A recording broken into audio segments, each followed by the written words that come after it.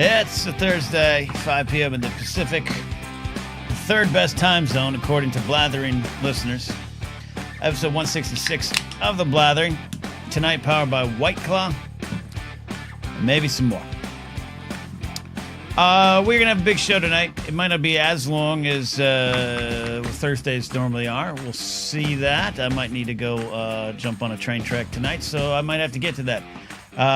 We are going to be doing the finals of the Blather bracket. Oh, it seems like a forever, but a good forever. This grand experiment that producer Steve whispered into my ear worked out. A lot of fun, but the finals tonight, it's going to be interesting. It's going to be interesting. So there's that. We'll do some 60 seconds of science about 1720 tonight. Not 720, 1720. And we'll go from there. And we'll take your calls. Yeah. That's where we're at. That's the lay of the land. What's wrong with Central Time Zone, says Svetnik. You know what? I'll tell you why I've always been confused by this Central Time Zone. It was that 8-7 Central thing as a kid. This week on The Cosby Show, Theo gets an earring. 8 p.m. 7 Central. Why did you all get a special listing? Why did Central get special billing? I don't understand it. So I built up a healthy resentment to the Central Time Zone. That's Svetnik. The weirdest thing is being in a state like Tennessee, where you get two time zones. California's big enough to have like three, but we go up. We go north-south. Like you all have looked at a map. I'm an idiot.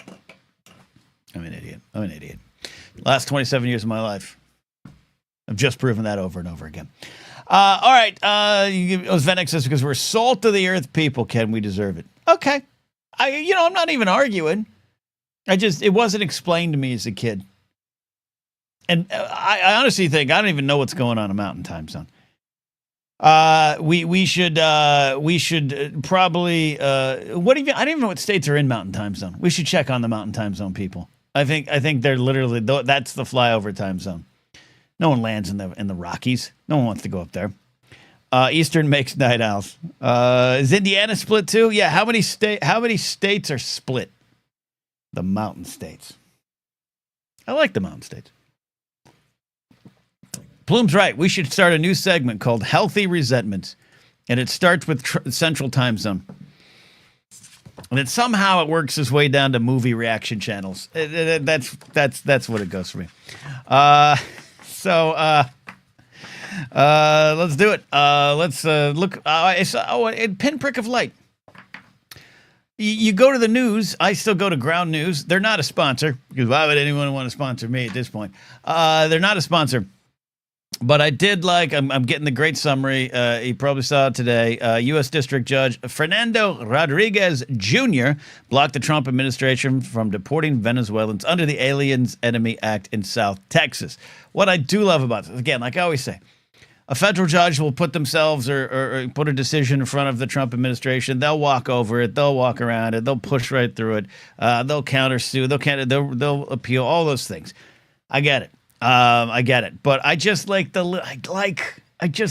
little oops, sorry, you can't do that. And Judge Rodriguez Jr. Was appointed by Trump in his first term. So when you're having that conversation around the dinner table, just remember that little detail. Just remember that little detail. So I do enjoy little pinpricks of light in the news. You know what I mean? You know what I mean?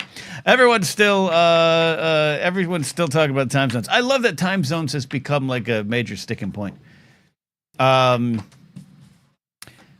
Stewart says, I love when Trump appointed judges cock block him. I agree with that. Time zones are tribal, says me. Says me in chat. All right. We got Brett in here. We got Vermont Mike. Vermont Mike had a great question earlier in chat. Where's the poll? I didn't put a poll up tonight. Kind of forgot. It's just things. We just so we know, I don't think there's going to be a Blathering Saturday and Monday night. I think we're going to return a week from now. I'll probably do a Monday morning show. I think I need to take a few days off. So just bear with me. We're gonna have some fun tonight. It's gonna be good. But we'll be back up running full speed. And I got the graphics for the Blathering backstage page. Brian Ward nailed those. I got an updated graphic to pop up here. Get some new branding going. I've been talking to my friend Billy Biz about maybe helping make this thing even bigger. So I'm not going away. The energy's not going away. It's the worst transitional period in my life, and you'll all know more about it here the next week. So I am just going to take maybe a few days off. I got some friends coming into town, and I think I just need to do that. So, but when we come back, full speed on the other side, Blathering backstage channel for clips and more. It's going to be a good time. All right, let's get producer Steve in here. Producer Steve, how are you feeling? We got the poll link in there, right? I just had our good friend Jared test it for me. I'm putting it in the chat right now. So, Ken, the finals of the Blather bracket are now officially open. It's alive. We'll go into it here. Like I said, I want to allow for some time. I'm going to take your calls tonight. You guys know how to become callers, but if you just in case you don't, I think all the regulars are here. YouTube channel member or patreon.com/KenNapsuck. You get in then, and you get in there, and you call in. You get in, you call in. It's that simple, Steve. It's not hard, folks. Get in, get your stuff, get out, and Ken will elaborate. Yeah. I don't even know if I should elaborate today. Yeah, do you know how many times I've been to 7-Eleven in the last 3 days? Take a guess. Over under me, Steve. Okay, over under on 7-Eleven trips for Ken Napsuck in the last 3 days. Folks, I'm gonna set the line. I'm gonna set the line at 9. Who's now over under in chat? 9. The line is 9. We're gonna let Ken tell us after people give us a few overs and unders. Okay, this is great. Jared's taking the over. Addie's going under 5 times. Is 8-9 for him. McCarcel says 7. Kingsport Cow's figuring out how to call. Under. Okay. Under. Okay. So pretty mixed, pretty healthy. Yeah. What's the verdict, Ken? How many times? That's a high. I respect you. I've gone 6 times. I've gone 6 times in the last 3.5 days. I went this morning. I've gone. The same dude has started his shift and ended his shift with me coming in to buy things. Good morning. Good night. Have they asked like, hey, like, are you okay? You've been here for a lot the last few days. He's not. There's a couple guys at this 7-Eleven. It's my favorite 7-Eleven I've ever gone to, and I've gone to a lot, obviously. The owner's great. He definitely remembers me, but about every 5th time he asks me what I do when I say comedian and shows. And he hands me a business card and goes, "Can you write down your website?" That happens about every 5th time we talk. And I do. And then when we had GPA was directly across the street, and he discovered who we were, and we told him what we did up there. And then we like Twisted Teas. He would order Twisted Teas just for us. Like he would hey guys, got a new case in for you. And then he has an employee, Jimmy, who's great. But the other guy, long-winded story, Steve, to say, he doesn't say much, but I see it in his eyes that he's slightly concerned that this guy's getting another round of 7-Eleven food. I was gonna say, is that where you're getting 7-Eleven specific stuff, right? Because I feel like if you're going 6 trips and you're getting shit you can just get at Walmart, like go to Walmart and save a few dollars. We don't do Walmart in this town. Okay. We don't do Walmart in this town. Okay. Stand corrected. Okay. We have one. We have one in the Empire Center in Burbank. It's a big Target and a big Walmart. I go Target, though I've been trying to buy less from them, but they got the only vegan butter I like. So I'm sorry. world. I got to go to Target for the vegan butter sometimes. Every once in a while I go to Walmart. It's no class judgment for me. If we were in Johnson City, Tennessee, that's the only thing to do on a Saturday night. But no, it's not just specific 7-Eleven items, but yes, on some of it. Okay. Yeah, okay. Yeah, I was gonna say, because taquitos, you're gonna go to 7-Eleven for the taquito. But if you're just getting, but I get paper, I get the toilet paper, huh? You went there. Go to 7-Eleven for the just saying, don't go for the most necessity. You're getting ripped off, man. They're taking you for a ride on the toilet. Oh yeah, no. But I picked up the White Claws. That's not exactly 7. Though I do need a 7-Eleven brand whatever these are. Whatever. What are White Claws? What are technically White Claws? Spiked sparkling water. Woo! Vermont Mike says, okay, I have to know which vegan butter. It's a great question, Vermont Mike. It is made with avocado oil. It is Country Crock. I think it's the Country Crock avocado oil. There's a Country Crock with olive oil, but we don't like the olive oil. And so it's plant-based avocado oil, like Country Crock butter. It's so good. Steve, would you believe if I told you I just sometimes eat it by the knifeful? No, not at all. Because for me, breakfast is just an excuse to eat regular butter. So if this is like some fancy Gucci butter, then yeah, I'm all for it. I get the Hawaiian rolls. I'll slice them, put some butter in them, make a butter sandwich, and then when no one's looking, because who's gonna see me but the dog? Just butter into the mouth. Just butter into the mouth. I can't go that far, but I will. Bagels for me are just a vehicle for butter. I don't even care. Yeah. So Osvetnik, no, I'm with you. Osvetnik says, this is a fair question from Osvetnik. Country Crock. That's about the most common brand. You really can't find it anywhere else. No judgment. No, I can't. And not only that, it's not at just any Target. There is a micro format Target near me. It's like they took over a tiny space and were like, let's shove everything in there. So it's like a tiny Target. And that's the only spot. I can't even get it at other Targets. It's something. And I guess butter doesn't exactly carry well, like to buy online, right? You can't, getting your butter shipped in probably isn't easy. You can't, I did find it online, but it's on Amazon. So maybe maybe tonight we'll go, you know what? We'll go to the Country Crock website. Maybe I can order it direct from retail. Right from the source, baby. Right from the cows. Let's see if we can do this here. Country Crock. Oh, there's a website. Okay. Here we go. Products, plant butter. Okay, here we go. All right, this is live. This is what morning, Steve. This is what morning radio is truly. This is about. what we do. Yeah, except I should be the one doing. I should have figured all this out and had the googling done already. Here it is. Here I am. Plant butter tub with avocado oil. Let's see what the price to go is. Let's see what the price. You want to Price is Right this or? I might. This is it. Buy now. Okay. How? Steve, without going over, how much do you think? Oh no. I can't. It's out of stock. Oh no! Out of stock. You can't even get it from the website. I can't get it from the website, but there it is. Vermont Mike, Country Crock, plant butter, dairy-free avocado. All right. Bummer. I'm sorry. To honor Osvetnik, I'm going to try to order it direct from retailer next time. So I don't have to go to Target. Are you ready for a call? Let's do it. Let's do it. Jared the Tide Pilot. Jared the Tide Pilot checks in at 2 p.m. Pacific. I come in here and he's sometimes just sitting in the studio. What's up, Jared? Hey, when it just clicks happen early, this way I can have my plant-based inhalable, cigarettes, we'll call it. Fair enough. Oh God. I wasn't even to quote Clerks, I wasn't even supposed to be here tonight. You said you weren't coming in. That's why we did Game of Thrones, which I haven't clipped out yet on the other night. Yeah, right. No, we were supposed to do band practice tonight, but we moved it to Sunday. Oh, is there drama? No, just life. How many members are in the band? 5. One of you hates one of you, right? Not yet. We're I think we're only like 6 months old, so give it like 10 years, and I'm sure we'll throw fisticuffs. But then that's when that's when the story really starts. That's when I want to watch. Yeah, concept of plan, and then Jared nobody cares about nobody cares about the first good years about a band where everybody was hunky dory. No. We want the Mamas and the Papas and Jefferson Airplane drama.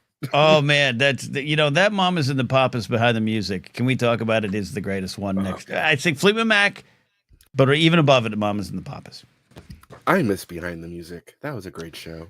Thank you. I don't want to do an entire segment on my Behind the Music memories, but you're right, Jared. It was perhaps the greatest television program ever. Well, MASH will always be number one, but it's up there. That's fair. That's fair. What is your question tonight, buddy? Where are you at? So I need advice from you and Steve. The band is putting together. We're going to be doing our own little fantasy football league. I have A, never done that, and B, don't watch enough football. So I need strategies on drafting day. Okay.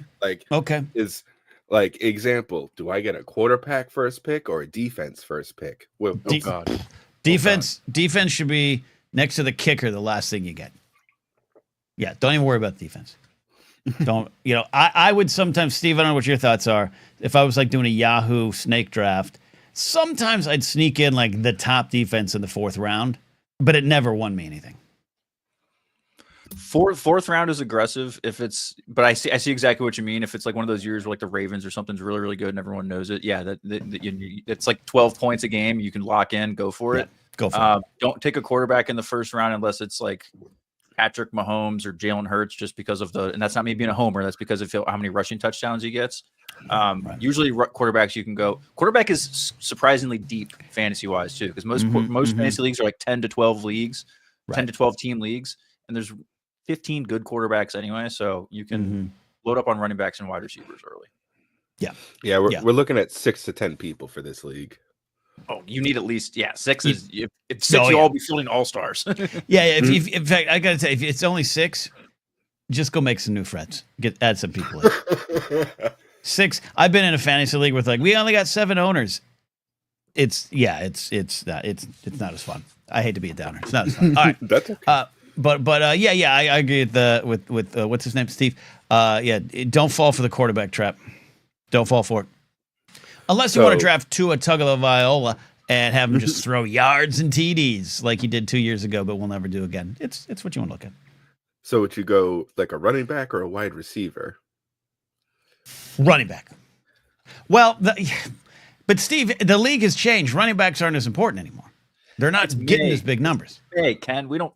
Damn it, Jared, we don't know yet. Like a lot is going to happen between now and when fantasy football starts. But if the season was starting tomorrow, again, this is not being a homer. Saquon Barkley would probably be one of your top 3 picks. Derrick Henry is probably still in your top 5. Like the stud running backs, yes, absolute first round, first few picks, no problem. Same thing with your wide receivers. Like, just look at who made the All-Pro team last year at the skill positions, and those are the guys that you're going to want to draft early. That's a pretty good rule. There you go. What he said. We talked about it a little bit last year, but we really got up and running during the football season, especially with producer Steve. I could look at a Blathering fantasy football league next year on Yahoo. We might do that. See who wants in. We might do 2. Who knows? We might have 24 teams in 2 different leagues, and then we somehow meet them up in a championship. That would be pretty epic, probably.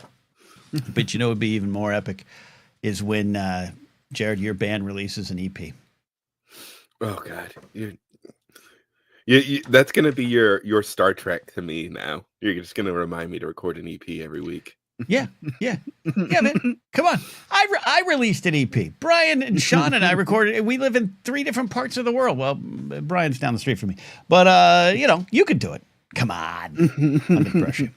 All right, Jared, we're gonna move and groove tonight. I appreciate you calling in, and go ahead and puff some nature. All right.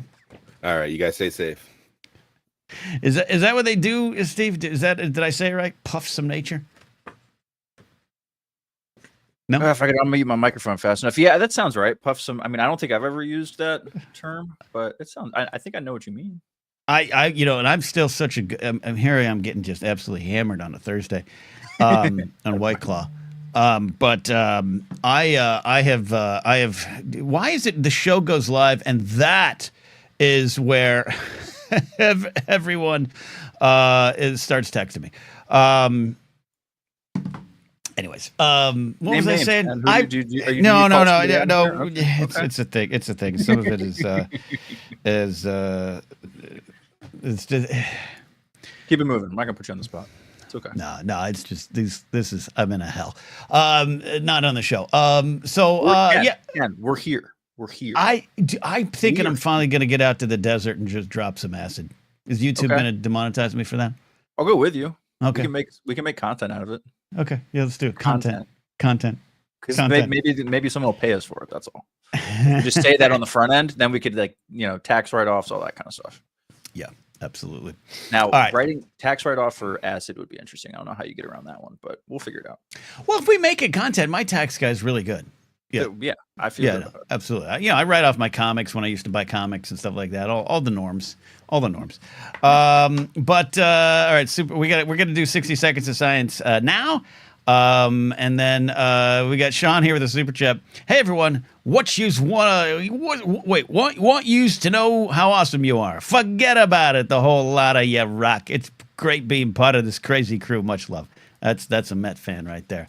Thank you, Sean, and we appreciate you. Appreciate all you bring, including Blue Belt stories. All right, let's do. Tully's asking. No, I'm not going that. I'm not going that deep, Tully.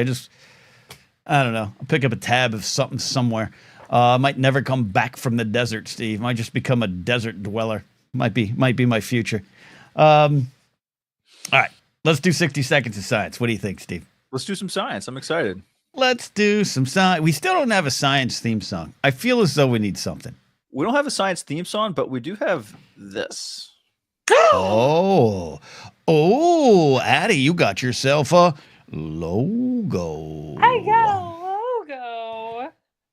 Mm-hmm. This. I'm not good with music, so I don't have any. If we need music, we'll find some royalty free stuff, and I'll put a bet in. But we'll figure it out. Nothing will ever top the Bill Nye theme song, so I'm good without having a theme song. Okay, fair enough. Oh man, now I got that stuck in my head. Yeah. All right, Addie. I have no idea what's coming with science this week.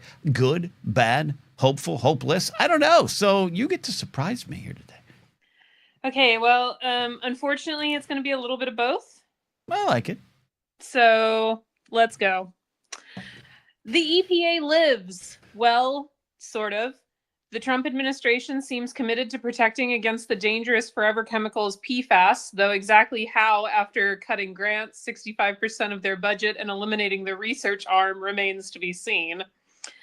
A clinical trial in 103 cancer patients showed promising new results. Researchers administered an immunotherapy drug on its own, and 84 patients saw their cancers vanish. This represents a limited number of types of cancer, and insurance hurdles exist, but it's a start. Researchers working on the government's flagship report on how climate change is affecting the U.S. have been dismissed. The report has been required by Congress since the year 2000. Our lack of fur seems to be why humans heal slower than other mammals. There was no significant difference in hairier mammals who healed over twice as fast. And finally, the premier environmental health journal, Environmental Health Perspectives, has stopped accepting new submissions. The Open Access Journal has relied on NIH funding to publish studies of the health effects of environmental toxins for over 50 years, and it isn't sure how it can move forward without the funding. And that's 60 seconds of science, Ken. Where would you like to go? I want to know, does that fur report account for Italians? I don't think it does. And do we have any Italians in the audience who can testify to healing quicker? I got one friend that does. I'll ask Josh Bakuga. I don't know. What's the most important on that docket, Ed? What should be the thing that I'm most excited for or worried about on the 60 seconds tonight? The thing that I am most worried about two of these stories. I'm really worried about the journal story at the end, because it goes to one of the stories from last week where they issued that letter to a number of journals about publishing partisan scientific results, which is an oxymoron if you've ever heard one. And that the administration is going to censure a bunch of scientific, especially medical journals, for not publishing both sides of the story. Both sides of the story. But this is especially like Environmental Health Perspectives is one of the most important journals in environmental research and environmental health research. And the work they have done on exposing how different chemicals and air pollution and all sorts of different things have an impact on human health. As the article that I read pointed out, this cutting of this funding really goes, like, to no surprise, it goes against what the administration is trying to tout. Like the idea that we're going to identify all these chemicals in food that are bad for you and we're going to make America healthy again. Like, studies that are published in environmental health perspectives are what is going to do that. The scientists who publish in this journal are the scientists who are going to help you accomplish those goals. So cutting the funding of this journal and making it obsolete after over 50 years of providing open access, and open for those in the audience who don't know, an open access journal, you don't have to pay. There's no paywall. You, Ken Knapsack, could go online and read an article in environmental health perspectives tonight, and you wouldn't have to have a subscription. You wouldn't have to work for a university with a subscription. Like, you could just access it. Yeah. And that is why they need the funding from the NIH. They don't charge authors to do it. They get funding from the NIH. Yeah. So, the thing that stands out to me in that, and again, I make jokes at my own expense of my intelligence level, but that if this is 50 years, right? A lot of what's going on, even in this administration, just overall, now that we're past the first 100 days, it's just the toppling of things like this that have been in place for a while, from the big to the small. And while, you know, on the outside, I got some people in my life are like, well, we need to topple these things. All right, fair. Maybe there's some things you look at, but it's this kind of stuff that gets trampled underneath that it will have effects on micro levels. Yeah, which, to the other point of the story, I don't know if this is the most important story, but it's the story that rings closest to things I care about, along with this journal story, is the story about the forever chemicals in the EPA. That shocked the hell out of me, quite frankly, because PFAS came online as a big problem during the Biden administration. I'm pretty sure was when we really started hearing about them. I had been hearing about them for a while, but the public started learning about them during the Biden administration. And Trump seemed hell-bent on undoing anything Biden did.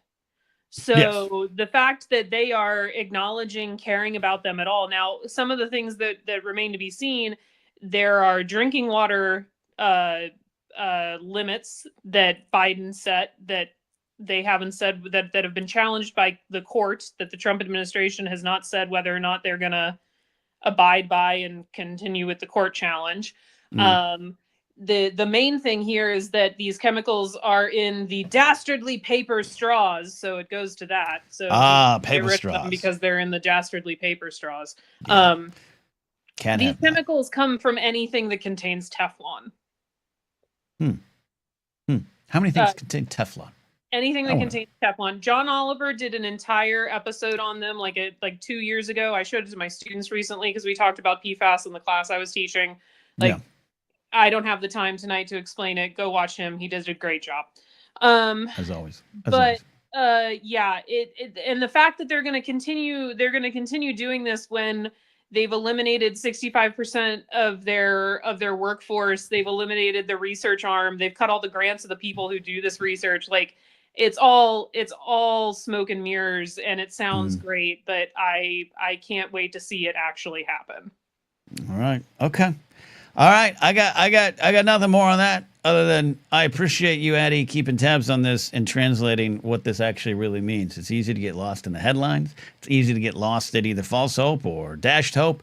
And I really respect you digging in your heels in the industry that you're in and the profession that you're in, and pushing on as best you can. You're welcome, Ken. Now, as I mentioned in Discord earlier today, this is going to be our last 60 seconds of science. Steve made me a logo, and then I have the audacity to. This is going to be our last 60 seconds of science for 2 weeks. Okay, you're allowed. Because the professor needs a vacation. Yeah, I think the professor does, and he refuses to call in from location like Scotty J-Ro. Well, but yes, I don't want people called in from a Costco unless you are Scotty J-Ro, because he's going to end up in jail one day, and we don't want that for you. No, we appreciate it. It's one of our more popular segments here, and can't wait to start clipping it out more and putting it up on the Blathering Backstage, everybody. When you can subscribe to that, I'll let you know. No, we appreciate you, and we want to know that the professor is getting some rest. You don't have to tell us where you're going, what tropical island you're going to go get lost in, or what are you doing? We don't need to know. We just want to know that you're doing it. I don't want to dox myself. I'll tell you when I get back. There you go. All right, Addie, thank you so much for 60 seconds of science. There's a chance we might hear from Addie again tonight. We're going to take calls in a little bit about the Blather bracket as we talk about the finals. Steve, what's your number one vacation idea or general location? You don't have to say something specific because then Kingsport Cow will be waiting for you when you get there. Like if I could, like, do I have an unlimited budget? Can I just like Amex Black Card? No Swipe bills. Swipe that card. Well, here's the thing, Ken. I don't like planes. We've talked about this. I'm like kind of afraid of flying. Right. Okay. So if I could also just if you could just sedate me before we left, and then I'll just wake up when we get there. I would love to go to I think I'd love to go to somewhere in the Southwest, like the South Pacific, just like island. Give me a tropical island in the middle of the nowhere in the Pacific where just no one can reach me. That's good. And we'll just give me a week. Yeah. You said Southwest first. I was like, buddy, we don't need to fly to Arizona. We don't need to do that. We don't need to do that. Arizona's nice though. Parts of it. Yeah. Okay. South Pacific. Okay. You're going a little tropical islands. You a sand and beach guy. Yeah. I'm usually not, but in this scenario, if I can do it and I have the opportunity give me the whole Castaway experience. Like I don't even need resort stuff. Just give me supplies and an island and I'll figure it out. Okay. I like that. I'm going the other way. I'm going cold. I'm going to some sort of forest location that is not camping. I want some fancy hotel in the middle of the wilderness. Probably one that Laser Bolt shakes his fist at, but I want to go there. I want to have a nice lobby to check into with some lobby water and do some controlled hiking. But I just like it cold and somber. That's the kind of vacation I want. You need a good ski trip. You need a good ski resort trip. Okay, so I've never gone skiing and I never intend to, Steve. Wait, okay, hold on. Why? Yes. Why? 2 words, 1 name. Can you guess it? Is it Liam Neeson's wife? As bad as that sounds? No. I don't remember her name, but okay, go ahead. But same vibe. Sonny Bono. Oh, okay. I was then gonna go Michael Schumacher, but yeah, okay. All right. That's right. Yeah. I'm not doing no skiing. No. I don't bunny slopes, beginners. I'm not doing it. I'm not riding motorcycles. I'm not going skiing. And I'm not going up in a hot air balloon. Snowboarding is the same thing as skiing in your book almost. Oh, your feet are tied together. At least with skis, I got movement. Oh no, I think snowboarding is way safer than skis. There's so much shit going on with skis. You got 2 skis, you got 2 sticks that can impale you and the people around you. Are you kidding me? With a snowboard, you're just on a board. Like that can't hurt anybody. When I was in 10th grade, we went to a church camp when I used to be sent to those kind of things. And it was at a snowy location, Hume Lake, California. And they were doing some snowboarding. And I was thinking, my friend Ty, who was an athlete, he was a football player and a pole vaulter. He was like, I'm going to snowboard. You want to snowboard? I was like, yeah, absolutely. Will that get the girls' attention? Yeah, let's do it. And so we were walking up, and he went first, and I was at the bottom of the hill. And he comes skiing down the hill. It was a little baby slope, wasn't serious. He wasn't jumping. And he comes sliding down, and then he tries to stop, and he turns this way, and I'm like 5 feet from him. And I just watch him go we make eye contact as my buddy Ty goes face first in the snow. And I was like, I'm good. It's not so bad. But you know what also happened on that trip? You know what else? I got stitches on that trip. Oh no. You know what happened the next night? In the broom hockey tournament that we were having, my broom came on. I did a swing for the puck, and the broom came untethered from my hand, and the broom went boom, and right into I cut open my little eyebrow. I had to get taken down the hill to get stitches. So I should have gone snowboarding. The low key, one of the hardest things about snowboarding and skiing is the damn ski lift. That's the thing that gives me the most trouble. Because you have to have especially if you're snowboarding, you have to have one boot, one foot in the boot, and the other one's free. And I always I'm struggling there, and you have to hope you catch the. It gives me anxiety. It's just one of those things. Hold on. All right, hold on. My dad has texted me too on something. Okay, no, that's okay. I have some other just random ideas we could run through here before we get to the bracket. I want to take Brady's call too here. Okay. My dad. This is the text. I want to share all the text. Okay. By the way, I've explained to my folks that I go live on the internet at Thursdays at 5. That doesn't mean anything. I found a bag with your graduation gown and cap. Keep it. I said yes. Good. Stop it, Steve. What do you got? We're gonna take Brady's call in a bit. What do you got? What do you got? What do you got? I was just writing down like show notes from others, like, hey, we just need to fill time with some. We got stuff. One of the things everyone's been talking about right now is this whole like, could 100 dudes take on one silverback gorilla? Have you heard about all this on like the morning? No, I saw it on a headline fashion. So what is this? It's just that's it. Like, dude, there's a bunch of like crypto bros who think 100 MMA dudes could take on one single silverback gorilla. Yeah, and of course everyone. Or like I don't know. I guess that's like a big one. It's like saying a bear or a grizzly bear, right? I mean, it's a gorilla. Like they can just like they weigh like 400 pounds and they can just like one arm pole arm themselves like up a tree. Like they're gonna rip you 100 of you from limb to limb like it's Tuesday. What's your strategy if you're on the 100? What's your strategy? I run. I let the other 99 die, and I go away because I don't want to get ripped apart by a gorilla. This is stupid. Okay, but you can't. Or I just hope I'm the absolute last one to fight the gorilla, and hope he just gets gassed on the other 99. Do you guys go to poke him in the eye? Hold on. Do you and your Cybertruck buddies line up straight and go at him one by one, or do you all like? I'm saying there's a chance I put money down on the 100, but I don't think they have it in to kill the beast. Is that the name of the game? Didn't kill or be killed, or is there some sort of pinning point system? No, this is a fight to the death. Yeah.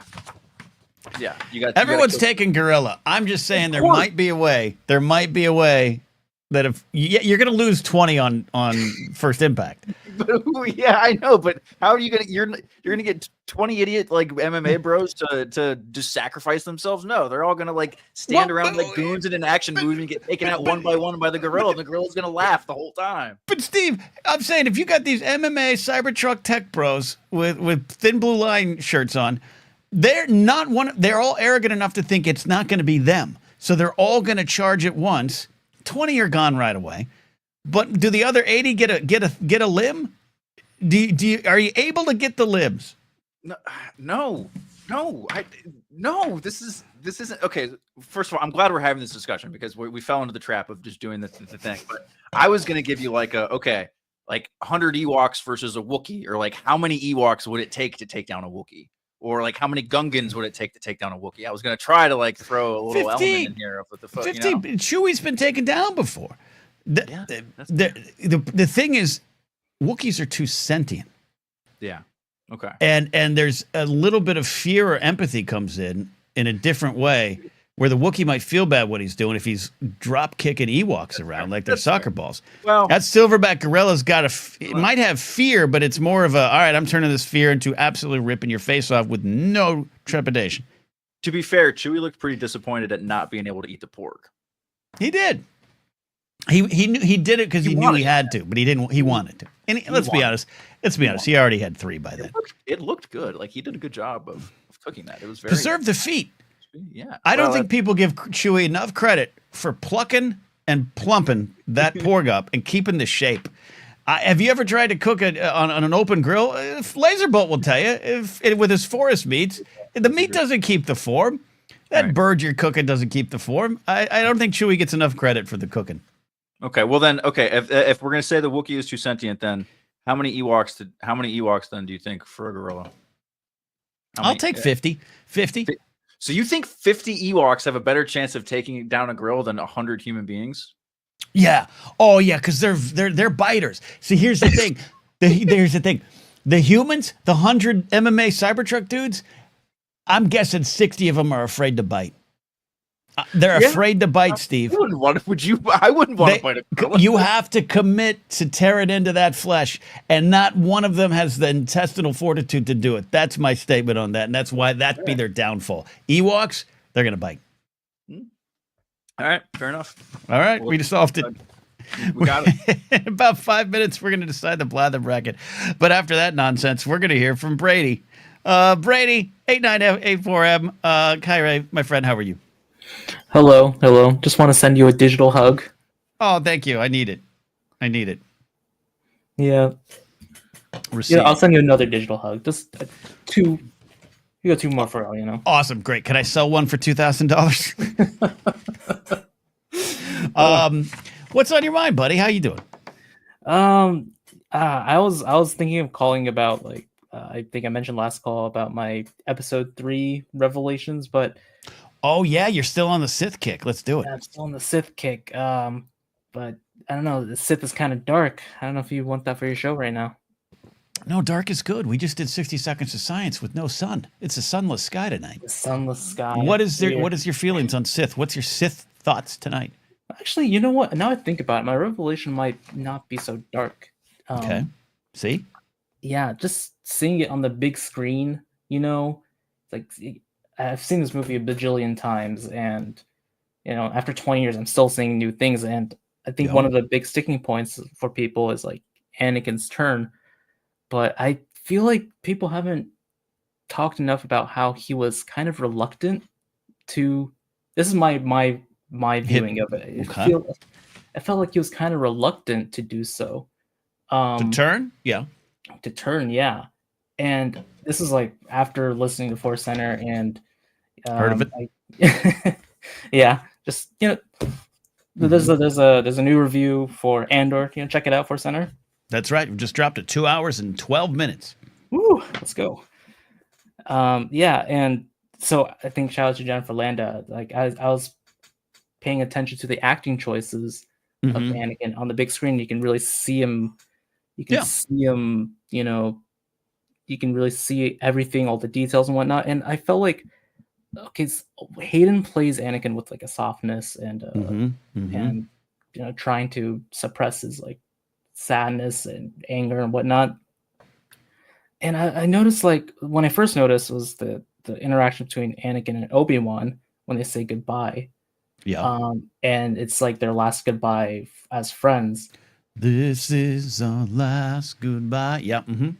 Yeah, but the camera lingers on Anakin, and his smile turns into a frown, and I think that shows like there's still a resentment that from episode 2. Okay. And or is it sadness and shame in his own choices that he feels bad? I'm not saying this is right or wrong. I don't know. There's no right or wrong. Yeah, this is I love this. Yeah, there's multiple. But all right, what's your question? I want to zero in on a question, Brady. What is your question for me about this fall? Because I have thoughts on the fall of Anakin. Yeah, so I think going straight to the fall is like he's not expecting Mace to die. I think when it's all happening, right? You know, Palpatine is doing like his shtick. You know, he's like I think in the episode before you mentioned that Palpatine is like he's acting like he's acting, right? So it's like he's and you can see him like sort of looking towards Anakin. He's like, "Oh, I'm such I'm weak, I'm old," you know, and he's looking at Anakin. No, good. Hold on, Anakin. Good. Hold on, Anakin. Yeah. And he's like, clip that out, Steve. You have to choose your wife or the Jedi. Yeah. And then Anakin, out of pure instinct, you know, just like in The Last Jedi, he's whips out his lightsaber and cuts Mace's hand off. And then I don't think he was expecting Palpatine to go full Darth Sidious, like unlimited power, and just blow him out of the window. There's a little bit of a oh shit. Yeah, he's like, shit. I was not expecting this to go this way. He's like, what have I done? Okay. And 40, we're at 43. Okay, so sorry. What's your question?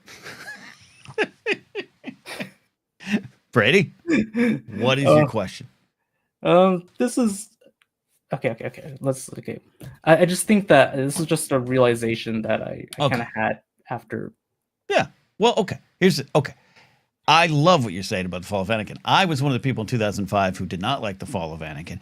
I got out of the theater. I was like, he's Darth Vader. He should be badass, and he should have hurt Padme even worse. And then he should have killed. And that was me in 2005 because I was also an idiot. But after I sat with it, it really works for me. His fall is one of my favorite things in Star Wars. Is it over the top? It's an over the top moment. Everything about that sequence is over the top.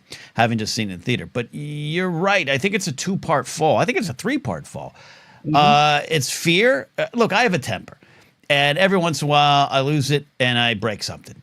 And there's a moment before it breaks where I'm like, this is stupid, but I've gone this far. I guess I can't stop. Yeah. And I think there's a little bit of that with Anakin. So if it's a little less anger, it's more fear-based.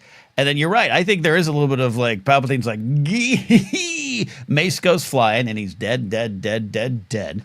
And I think Anakin has the whole, as Tully said in chat, what have I done? It's pathetic. It's fearful. It's shameful. And it's certainly a trap.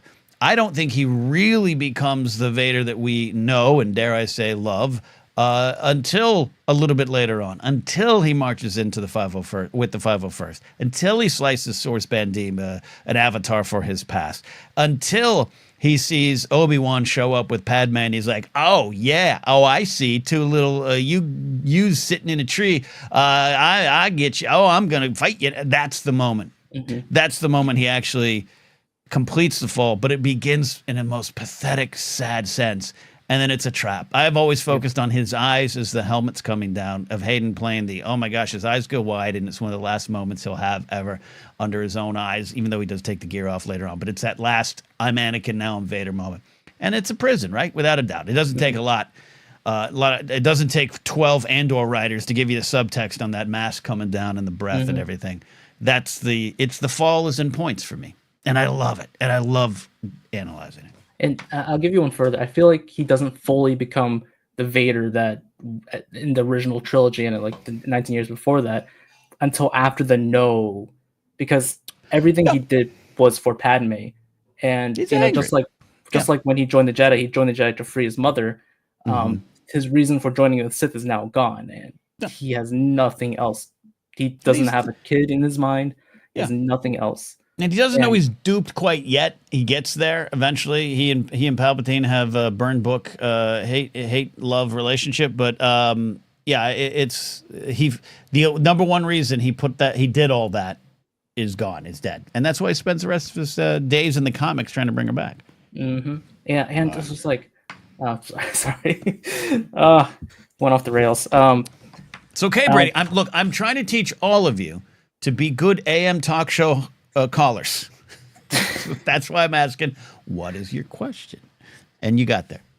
Yeah, and just I think one other thing that I sort of realized was like he was never really loyal to Palpatine. He was loyal to Padme, and he wanted that position, like the Emperor position, for her. And it's a selfish love that he never considered what she felt. And that's why when she goes to confront him, it's like, did you do all these things? He doesn't deny. He immediately deflects and says, and Obi-Wan is trying to turn you against me. Yeah, absolutely. He never says like, I didn't do that. He says, no. Yeah, I did it for you. If you've said anything, he was going to say I did it for you, and that's a little bit beyond the energy. But anyways, Brady, I love it. I want you to have more Sith thoughts, please. Do not stop with the Sith thoughts. Okay. Okay. Thank you. All right, Brady, everybody. Brady, we are moving on to the big headline tonight. How you doing, Steve? You ready for this? I am ready. Let's do it. It's bracket time. All right, so we know the finals, right? We do. We know the finals. You know the finals. Okay. I know that. You want me? Star Wars and Lord of the Rings. These are the finals. These are the finals. Yeah, this is it. All right, let's bring this up here. All right, so this is the voting. It's open tonight. We will go till next Thursday because again, not sure I'm going to be on air for this show Saturday or Monday night. So till next Thursday, let's keep the poll open to maybe the day before. Steve, is that good? That sounds good. We'll keep it open for a long time.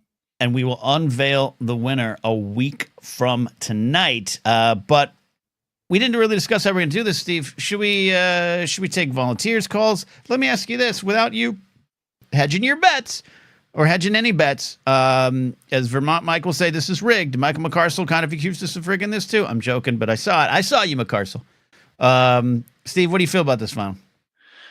I think this was as far as the regions, I'm not surprised, but by the scenes, maybe a little bit. We have a 5 seed and a 3 seed, so definitely, not the top 2. The Star Wars region was an absolute, that's fine. It was an absolute just bloodbath as far as the upsets go. So crazy to see there. But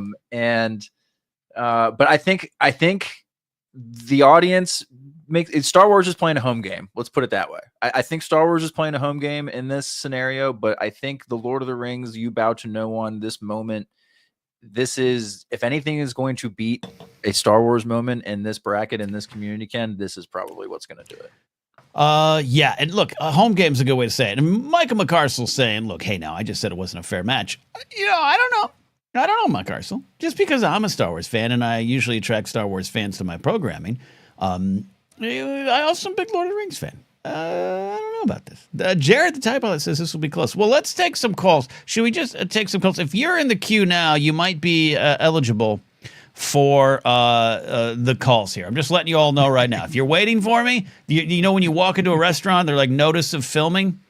This might happen. Okay, is that the way to do it, Steve? Absolutely. Let's do it. All right, now we get the video off here. I realized the first problem is that was the image. I had the image up earlier. This is why we need a third person just to switch things. I'm kidding. I can't afford you. All right. Then of course the video is looped. I need more White Claw tonight. That's we just need a production meeting that's longer than 4.5 minutes and includes me going to my garage to get beer. That's all. That's the most important part of it. Boom, and then we got But this. look, I'm telling you, here's we're the this close, dude. This close. We didn't. I don't like to plan my shows out too much, but if we did plan the show out, you know what we wouldn't have had? 100 men versus a gorilla, and that was a highlight.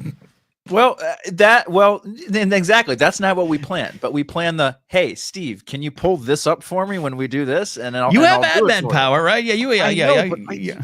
Anyway, we're not going to have this production meeting on air, Ken. You've made time an ally of the rebellion. All right. Has anyone else noticed that Ben Mendelsohn, one of my favorite actors, seems to have dentures this time around? Ken, has anyone noticed that? He can't. He's just doing all this, and it's great, but it's just this. I don't know. So I have a confession. I've only seen the first 2 episodes this season of Andor. Of Andor? Yeah.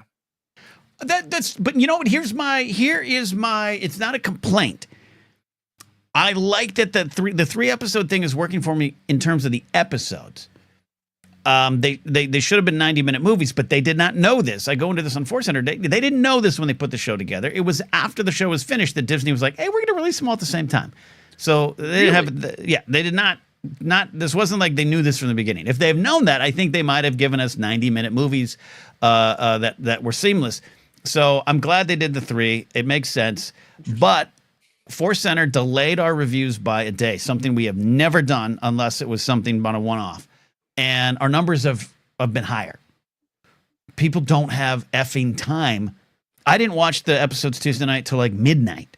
I was in bed on my phone watching it, just like George Lucas intended film to be watched on, and then had to watch it again this morning in bed. Had to wake up early to watch it. People don't have time. Yeah, and it's hurting the shows. They're 45-minute episodes, 3 at a time. I have a baby. My wife goes to bed early, and this leads into something else I want to talk about. But when we're, I know we're doing bracket stuff, but another thing I really want to talk about at some point is television infidelity. Oh yeah, that's a great topic.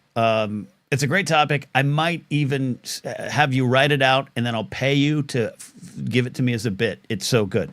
You might be a comedy writer before you know it, Steve. Yeah. Or you just get up on stage. You want to get up on stage? I'll give you 5 minutes of flappers. Come on out. This is my stage, Ken. You have to fly. You have to fly, though, Steve. That's the problem. That's so far away. That's so far away. Who you want to? Okay, you have power. Well, here's who's it. Here's I don't know how to use my power, though. I'm a Padawan, Ken. I don't know how to use any of this power. Okay. Here's who's in the queue. Yeah, I see the people in the queue. I see the people in the queue. Okay, but I'm going to announce it for the show. But by the way, when did we adopt Q? Like we're a bunch of UKers. When I grew up, Q was something that Paddington used. Okay. Well, okay. Here's the thing. Q, lines do lots of things. Ken, you know what Qs do? There's a Q. A line can be confusing, so I get it. I get where like using the word Q can be better than using the word line. What do they do? What do the Qs do? Is it spiritual? No, just that's what I mean. Like you just Is it cue, emotional? like it's just a cue. Like whereas like lines, it's like you get in a line. Like wait, what kind of? I don't know. There's less opportunity for confusion because the word is less multifaceted. Okay, this is fascinating. I want to go. I want to go to Disneyland with you now, which right, means you'd have to fly. Okay. All right. You have Addie. You have Brady. You have Cal. We don't need Cal on. Cameron Stewart. I'm kidding, Cal. Jared, Detective McCarcel, Sean McCabe. Any one of you will be called upon to talk about these movies. Where do you want to go, Steve? All right. We're gonna go to my thing and see who I have up ready for a little time card, and I'm gonna go with. We're going to go with, I think, Detective McCarcel. Let's go with McCarcel. McCarcel is up. McCarcel is up. Detective McCarcel, who's coming here with some strong accusations about the integrity of the poll. Where you go? What are you thinking? It's a rigged election. It's a rigged election until I won. All right. I am your father. I am a father. I am a father. No, I am a Jedi like my father before me. Come on, man. And you bow to can't no let this- one.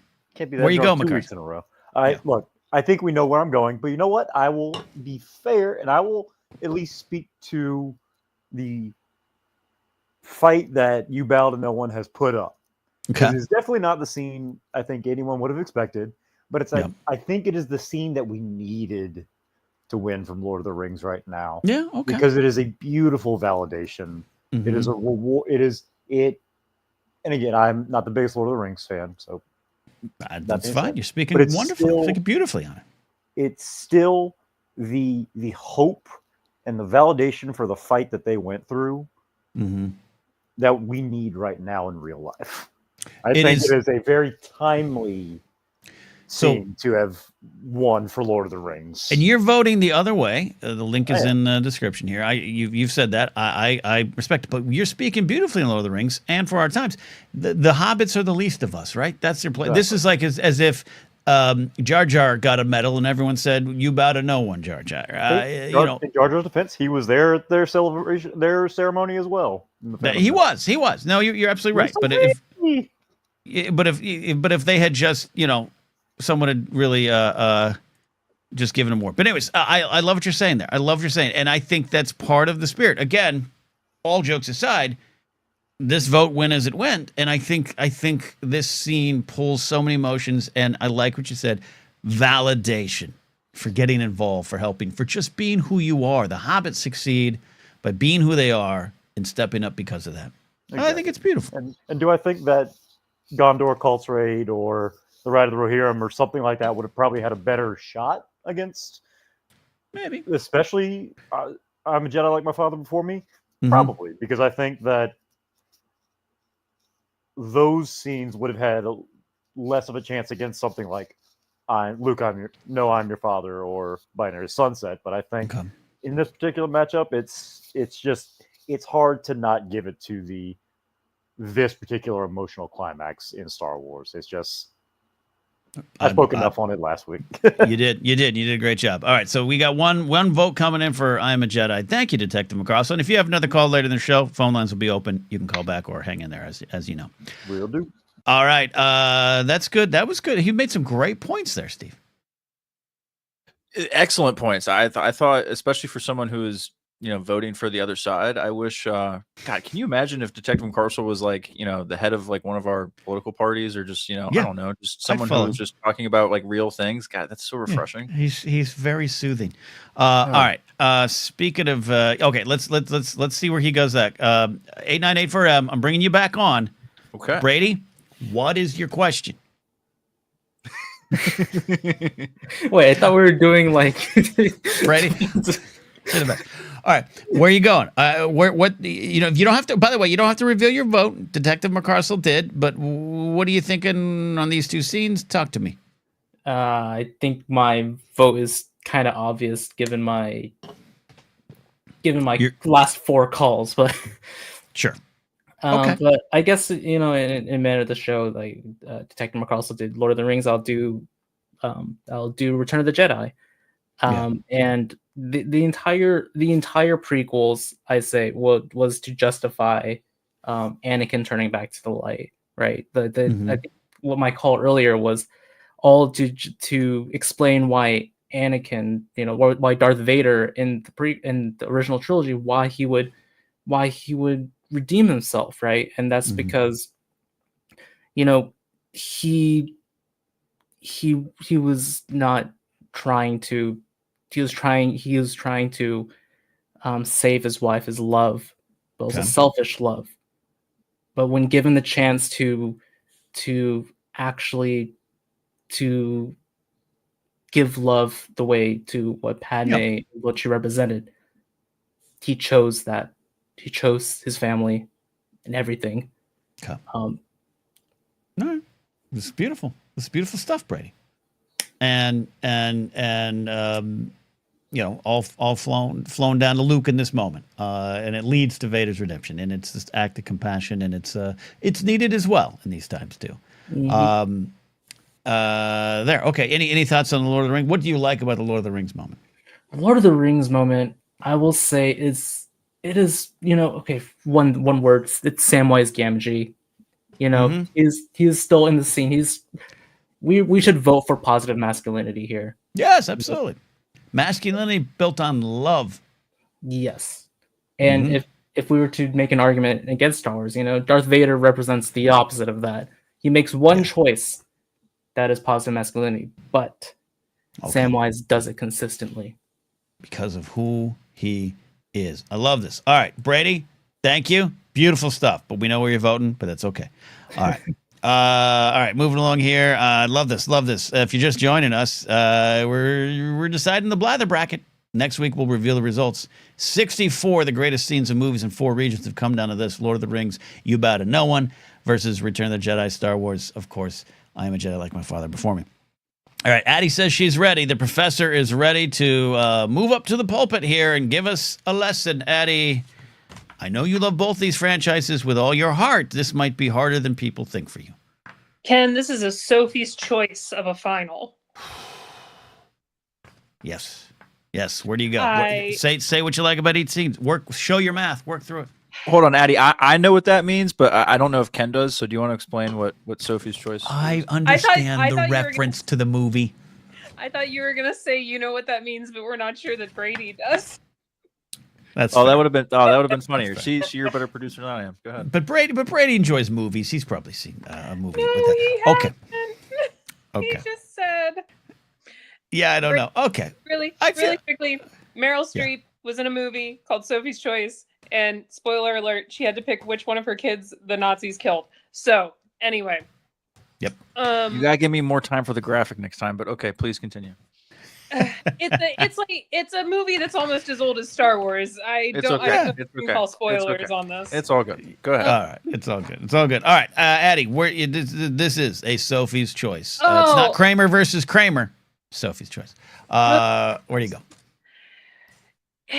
I mean, so I am a Jedi like my father before me. It's been said in comments. Other people have been saying it on this whole ride. Like, it is the culmination of so many things. It is the culmination of Luke's journey, of Luke sort of solidifying in the light and saying, like, you have, I went back last week. It's the line before it of "You have failed, Your Highness." Like, I will not turn to the dark side. You got my dad. You're not gonna get me. Going to Brady's call earlier, like the fall of Anakin. This is, you don't get to do, fool me once, shame on you, Paps. Fool me twice, not gonna happen. Not gonna happen. But like, at the end of the day, what are you voting for? The Blather bracket has been, what is the best scene? What is a scene?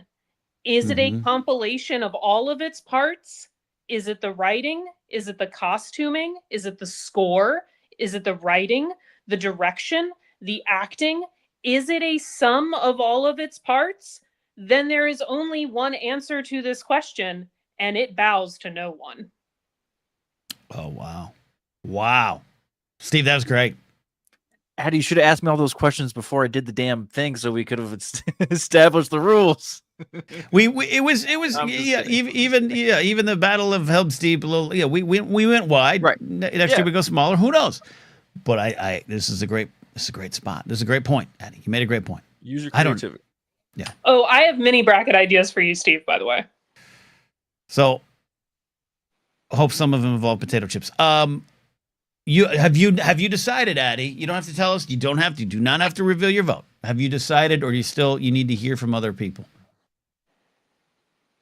Unlike the previous callers, I think my mind could be changed. But I have not voted yet. Let me put it that way. I have not voted yet. Okay. Because it truly is a hard one. But I am leaning. Okay. I am leaning at the waist. Okay.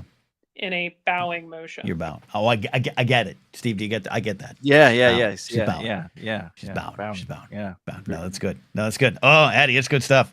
Tully said Addie's dissertation has got to be awesome without writing skill. Yes, absolutely. I don't know about that, stuff. but it does contain several references to Hamilton in the acknowledgments. See, Addie analyzed the term itself to push bow. Brutal. Yeah. It's good to debate. All right, Professor Addie, hang there. We got. I want to hear from Cameron Stewart, who is boldly saying in the chat that he has made up his mind and cannot be pushed off. Cameron, welcome. Take us away. Take it away. All right. So I'm unashamedly here for Star Wars. And the reason is, and I'm going to piggyback on some of Brady's ideas because he had some phenomenal points. I think the I Am a Jedi scene is the scene of Star Wars. I'm actually really happy that it made it to #1 for Star Wars. Okay. Because even as a prequel kid, and by that, I mean, like, all 6 movies were Star Wars to me. There was no what came first, what came after. Right. I saw them all when I was young. That's why you're on the team. That scene always to me was like, this is why the Jedi win. It's not about defeating Palpatine. Luke wasn't going to destroy the Sith in that moment or the Death Star. That moment was about stopping evil from taking something intangible. And that scene works for me in the context of the original trilogy, in the context of the prequel trilogy, sequel trilogy. It encapsulates the entire essence of Star Wars, and everything can tie back to it. Why Luke makes his choices, why Rose makes her choice, save what we love, not fight what we hate. So it just comes down to, and I don't want to do a fandom warp hating on Lord of the Rings. It's just not my favorite personally, but I appreciate the impact those scenes have. But to me, that scene in Star Wars for every generation hits the same and continues to have that meaning and kind of teaches you, like, this is why the Jedi win. It's beautiful. You get a Force center. Well said, Cameron. I really think that's beautiful there. It's beautiful. Okay, so you're not going to be pushed off. And I won't be pushed off because, again, Lord of the Rings, great. If you want to vote for it, that's fine. You can be wrong and still have an opinion. I kid. But Star Wars, it's too big for me, and this scene especially is just all right. It's peak. Beautiful. Well, beautiful, Cameron. That is some wonderful stuff there. Thanks for the call. If you have another call after this, by all means, stay in there or call back. I want to get to some other folks there, but love it. Addie says, "Oh, I'm wrong." Oh, we should have Cameron versus Addie, just an open form debate, Steve. That should be next year's bracket. All right. It looks like someone might be. First of all, Lauren Romo has said it's almost May the 4th, and the Star Wars Fortnite season starts tomorrow. It's Destiny starts. Lauren Romo has been on this Star Wars Fortnite season. This is her Christmas tomorrow morning, Steve. Have you got the you ready to update your Fortnite before you play tomorrow? No, I am. I'm ready. I'm looking forward to it. And yeah, I don't know if I'm going to catch the scene live in Fortnite. I'll probably just catch that a little later. We talked about that a bit, but no, I'm looking forward to it. It'll be fun. Okay. All right. I love it. It truly is, says Robo. All right. Let's get someone on here who has said that Samwise for the win. He is a bass player and guitarist in a local punk rock band in the Boston music scene. Smokes nature's best cigarettes. Jared the TIE Pilot. All right. Where are you going with this? Now, you're Jared the TIE Pilot. I know you first being in Force Center in the audience there. So what's happening here? Yes, I got my Star Wars tattoo. I got all of my books, but here's the thing with that scene. Again, it's himself. He saves his dad. He gives the Emperor the finger. Beautiful, great, crying family moment. Samwise Gamgee saved all of the children of Iluvatar. It's just, come on. Okay, Samwise, this is great. Samwise must bow to no one. Samwise must get that W. You know, there's just so much about that. And plus, to this day, being a giant fan of both of them that I am, the Star Wars scene is a nice, like, cheer moment. I'm like, yeah, you tell him, Luke, give him that finger. As soon as Aragon turns to the hobbits, I'm bawling my eyes out. Okay, you pulled it. Yeah, completely. Okay, It's, you're it's it, and you Sam White, man. can't be swayed. You're not. I love this, and Cameron's frothing at the mouth. Detective McCarcel is throwing his gun holster at you. You're standing tall on this hill, and I love it. I love it. I'm with you. Not pitting against Star Wars, but that moment. I remember I was watching this movie with a friend of mine years ago, and like we were building up to that. We were just kind of hanging out, and she's like, "I just want you to know, when You Bow to No One comes on, I'm going to lose it. I can't. I just cry every time." And it was true. She was a puddle on the floor. So it's got weight, which is why it's here, Jared. Definitely. Samwise for the win, people. He saved all the children of Iluvatar. He did this. He saved Adar. Okay, that sounds like some Led Zeppelin lyric. He saved the children of Iluvatar. Come on now. I'm in the middle of a reread of the Silmarillion, so it's all in my head right now. I love it. All right, Jared, call it in. We got a couple here I want to get to. I want to hear more thoughts here, but all right. I don't. How you feeling, producer Steve? I love how we have such a good mix here. I was not expecting to have this good of a back and forth. Sorry, I love it. I really thought we would, the folks that were sticking up for Lord of the Rings would be kind of doing it as in charity, but I'm loving the passion, please. Yeah, I thought maybe, it'd be with a little wink and a nod. No, Addie's coming out with some beautiful stuff. I really understand where Jared's coming from. Okay. All right. And Tully's frothing. We got some people frothing. Okay. Michael McCarthy says it might be a Led Zeppelin lyric. All right, I want to hear from, I don't know which way he's going to go here. I don't know. From the mean streets of New York City, Sean McCabe checking in here. Sean, you got some thoughts on these two scenes. I want to hear from you, man. Yeah, I think I'm going, we're going for Star Wars on this one. Okay. Show your math. What makes you lean that way? Well, the math, Yeah. I mean, like if we're sharing Star Wars and Lord of the Rings as a community, right? Mm-hmm. The community had a good 40-something years of Lord of the Rings to themselves as they read the books. Okay, yeah. All right. Likewise, it's been about 42 years since that particular scene in Star Wars. Right. But we didn't have our own interpretation of it.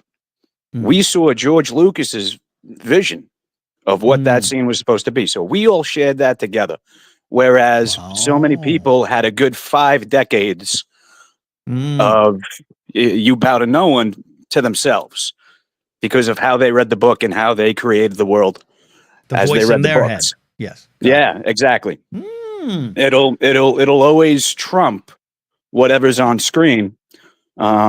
Yeah, and just as a film, I mean, Star Wars takes the cake with me, man. Okay. Lord of the Rings, as great as it is, there's just so much there. There are so many good pieces to pick out. Which is ironic because you have the most Lord of the Rings-like beard of anyone here in the show. You fit into that world. But no, it's a lot. It's a lot. I mean, I could be in a mine or riding with the Rohirrim. It doesn't matter, man. Ooh, you could, I think you got a lot of Rohan in you. This is a great point. I love the shared experience of Return of the Jedi, not just in 1983, but going forward. Even going back to A New Hope, back to 77. It was a collective thing for everybody. Whereas Lord of the Rings, for a long time, had just been its own individual experience on the pages. I still know people who were like, I shall never see those horrible movies that ruin the books. I have a couple in my life, and I understand it. I don't agree, but I understand it. All right, Sean, great points. I'm going to stick around if you have another call, but I'm going to get to our final one here, Steve. I think we're going to do this. You ready for this? I think we're going to do this. I'm ready as soon as you tell me what I need to be ready for. You need to be ready for Kingsport Cal. That's what you need to be ready for. Well, that's not. There's no such thing as being ready for that. We just enjoy the moment as it comes through. Cal knows that you can't game plan. We don't game plan. There's no game plan for Kingsport Cal. Cal, you don't have to share your vote. I just want to know where you're going. Well, again, I'm not a big Lord of the Rings fan. As a caveat, I've only seen one scene from Lord of the Rings, and that's because I'll tell you which one. That's because a woman forced me to. because she loved Lord of the Rings. It's the elephant scene. It's the scene where I assume the guy's name is Legolas. He slides down Sure. the elephant trunk Yeah, and the Oliphant. Yeah, okay. he's shooting arrows Mm-hmm. or whatever. That scene was dope. She made me watch that, and I gave her props for that. Okay. But I don't need. I also have to say that Star Wars laid the groundwork for all this stuff. Star Wars is one of the first epic trilogies that I can remember. I could be totally wrong, but There's, it's the I'm sure people point us, but I know what you mean in terms of pop culture and where you we know are now.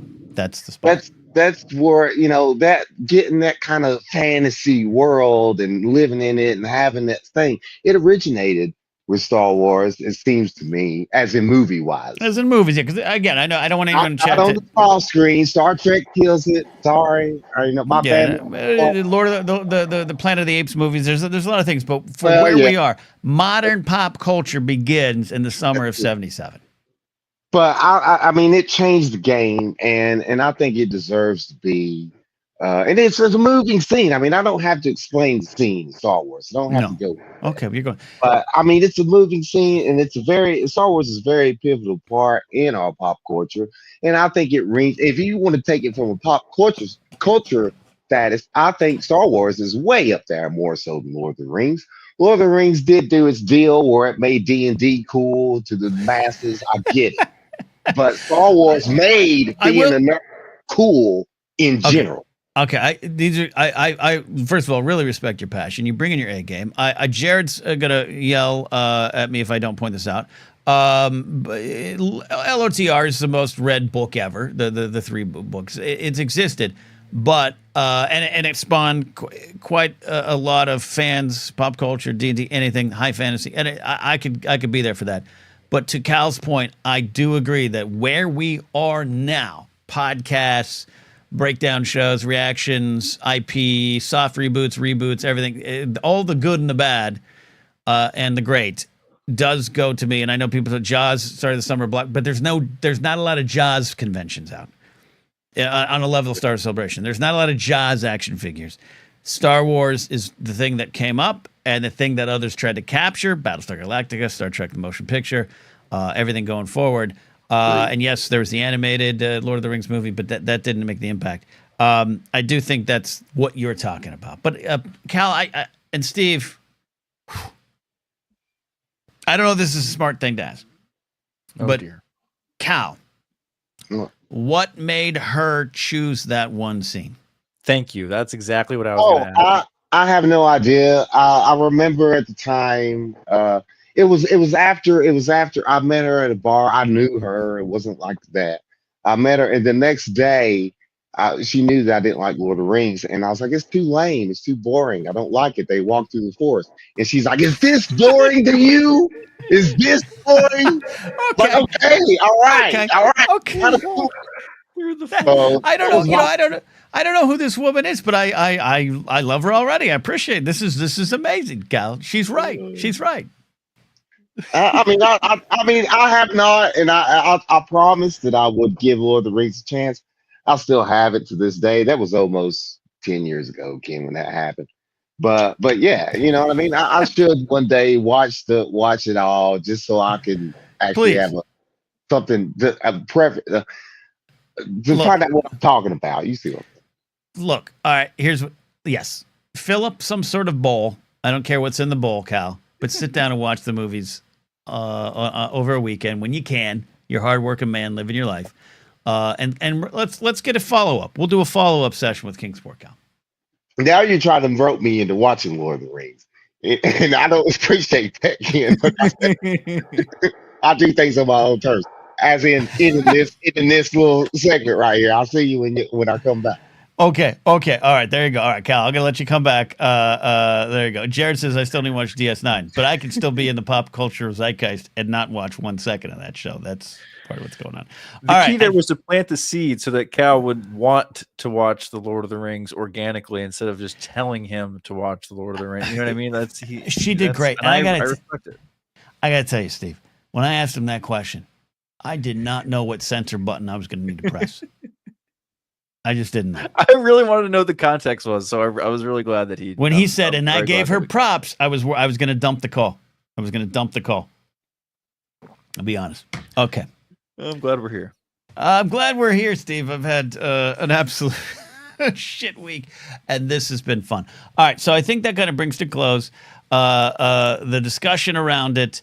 We have the bracket live. We got people watching now, but a lot of you are going to be watching later. Go ahead. Steve does a great job of dropping that link in the chats there. If you're watching on Twitch, by the way, I want to highlight DJ Daybreaker gave me 500 cheers on Twitch. I haven't got one of those in a long time. I do simulcast to Twitch just to keep the channel kind of kicking along. So I appreciate that. But yeah, if you're on Twitch, we got the form in there as well. If you're watching live on YouTube, we drop it there as well.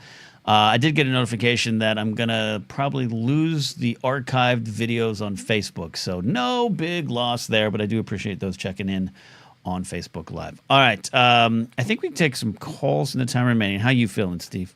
I'm feeling great. This has been great. I appreciate everyone who came in and defended their brand. Did you want to do I know we don't want to sway the voter or anything, but do you want to have any kind of closing arguments here on these last two scenes, or reveal where you're going to go with it, or do you want to reveal where you went with it after the vote? I don't know. How do you feel about that? These two scenes do mean the world to me. I have built so much of my love of Star Wars around the moment of I am a Jedi, like my father before me. So it's going to be hard for me to go against that. Addie's comments about Bow to No One, Jared's, anyone who's been here talking about the Bow to No One stuff. As I said last week, those movies are therapy to me. They're comfort to me in a way that Star Wars is not. They're not. It's not better than or less than. It's just Star Wars is a different thing. Lord of the Rings is different in the way it makes me feel, think, cry, emote. And this is one of those scenes, one of those moments. It's also the end of a journey and a different vibe. So I agree with what everyone's saying. I have registered my vote, Steve, and I'm not going to lie. It's definitely a Star Wars. It's surprise. It's kind of like the picking the Dolphins every week. Can't say I'm shocked, but it's gonna be a winner. It's gonna be a winner. What are you gonna do? What are you gonna do? Well, we're gonna see. We've got a lot of great participation so far. So thanks for everybody who's voted. Yes. It'll be open for the week. The Blather bracket is absolutely been so much fun. We're going to do more. We're going to have little brackets along the way. I got to tell you, you guys there, that man down in the corner is got some great ideas that are going to make this show just pop, move, zoom, some segments, some rants, some calls, some fun things. He's a one-man idea machine. Dwayne "The Rock" Johnson should start a movie about you producing a show. That's very kind. I don't think anyone's ever said something so nice about my quasi-producer skills. So here's why you're a great producer here, why you're changing the game around these parts. I'm going to give you public props. Is nice. You have ideas, and then you follow up, and you just try them. And I have an inherent ability to think that none of this matters in a way that I'm just like, I have an idea. Who cares? And I slunk off away down the hall where you're like, I care. You're Luke Skywalker. And your manifesto. Steve said, hey, I wrote a manifesto. Here's some ideas I have for the show. They're great stuff. So I'm excited for what's coming. I appreciate that, Ken. You're too kind. My philosophy is... And he looks like a 70s bass. This Dudley. Oh, thank you. I'm going to take that as a compliment. Yeah, you've got some... You've had dinner at Dan Tana's and written a song with Glenn Fry. No, we've got some good ideas on deck. I appreciate everybody who has white Jesus. Please don't tell Alden about the white Jesus thing. I'm trying to arrange like a Marvel Rivals or Fortnite date with Alden here, and if you do the white Jesus thing, you might run away. So there you go. But you are going to be Pope. So yes, I am going to be Pope. Let me just plug my popedom here soon. I think the voting starts in like a week here. So yeah, we're almost on Pope. Get it in. Vote producer Steve for Pope. We're going to make the Catholic Church not evil, and we're going to make the Super Bowl on Saturday. And give me some other ideas, and what you want to see. So yeah, there we go. Producer Steve for Pope. Thank you, Ken. All right, at the time I have left here, we're gonna roll call some of these calls. So if you're calling in, I want if you're still there, I'm gonna take some calls from you. But much like with Brady, what's your question? So first up, Cameron Stewart, who's no longer frothing at the mouth, at least I think. What's up, Cameron? What's your question? I'm not frothing Steve, this has been very fun. And the one thing I will concede to the Lord of the Rings folks is I haven't seen these movies in such a long time, and I want to rewatch them. You have inspired me to watch them with an appreciation. So that's look at that. I hope Star Wars wins, but that's at least something you get out of it. And maybe Cal too, but he'll do his own thing. Love it. Great stuff, Cameron. My quick question is, so seeing Revenge of the Sith again in theaters for like the 100th time, or seeing it 100th time, first time in theaters, really. It gave me a bigger appreciation for Attack of the Clones, because I realized that Revenge doesn't really develop the characters a whole lot. It's more about the story and Palpatine and manipulation. And I suddenly was like, wow, Attack of the Clones is so much better for that than I had remembered. So I guess my question is, what moment in any Star Wars movie kind of gave you that shift on one of the prequels? I know, like, if you had mixed opinions about some of them, what was that moment where you saw something and you're like, oh, I get this other thing that just seemed kind of silly before? It is having a deeper understanding of the beginnings of Phantom Menace and the Trade Federation. So this is not even just a moment in the theaters, but this is a conversation point around it, where I was one of the folks that was like, because The Simpsons had a famous episode that was making fun of the prequels, and it was about, you know, the action of Star Wars or whatever they called it. It was like some Star Wars parody and the action of it. And it really was just politicians reading, stuff in Senate chambers, and everyone laughed. Ha ha ha. The dumb, boring politics of the Phantom Menace. And it was my first on-air conversation with Joseph Scrimshaw where he said, the Trade Federation, think of it in these terms. Imagine if Amazon had an army and a senator and they blocked Delaware. That'd be pretty important, pretty big, and something that's actually kind of exciting in a weird political way. And that made me I went like this. I'd never seen it that way. I got caught up in the jokes. I got caught up in the jokes of my generation about the boring trade disputes. Look where we are now. We're empty ports in Seattle, empty ports around our country and the world, the last non-tariffed ships coming over from China, everything going on around just trade and commerce and what it's leading to, what it could potentially lead to. That is what caused the prequels to switch into a different light for me. And I saw everything different going forward. Love it. Love that answer. But yeah, sorry to make it too Star Wars-y, but it's Star Wars on the brain. And yeah, absolutely. Thank you as always. Thank you, Steve. And take care, everyone. Thank you, Cameron. Check it in there. All right, we're going to roll call this here. We got Sean up next, and we got Detective McCarsell. Then we're going to close with Cal. Sean checking back in with a general question tonight. Or do you want to talk about Revenge of the Sith? We might as well just call this a Revenge of the Sith show, and I'd love that. Sean, what's up, buddy?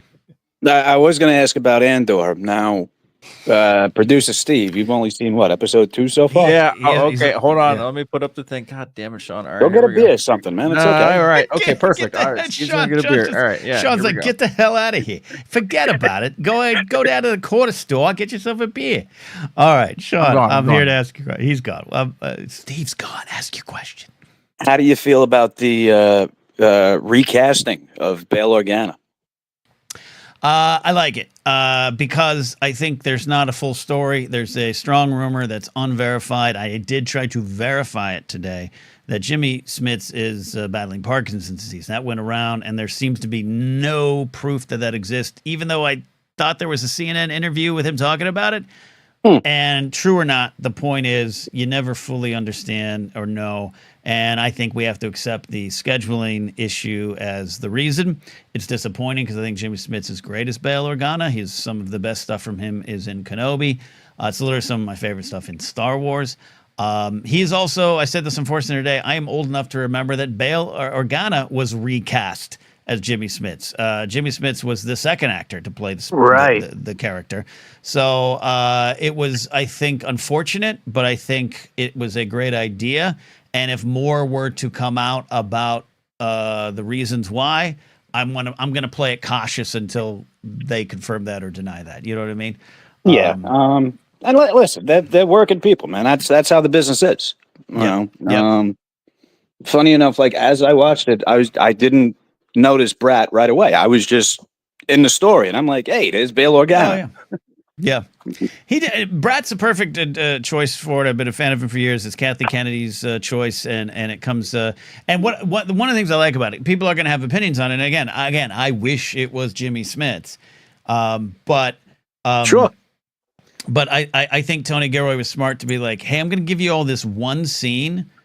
Deal with it, because I need you to be over it by the time it comes back, by the time next week rolls around, because there's more with him. I actually really appreciated Tony saying that and even doing that. Yeah, there you go. I love I love the way this season's going. It's good stuff. Cameron says, wait, who played him before? It was in the deleted scene of Phantom Menace. It's I don't know the actor, but he's a white guy. Bail Organa was cast as a white man in Phantom Menace. He has a Senate scene, and it's more of a cameo than a character, but he was much like Genevieve Yeah, it was O'Reilly. a name drop.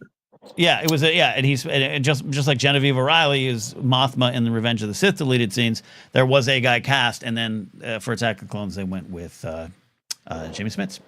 So there you go. Thank you, Sean. Juan Soto hit two homers in New York. You happy about that? So far, so good. There you go. All right, Sean, check it in.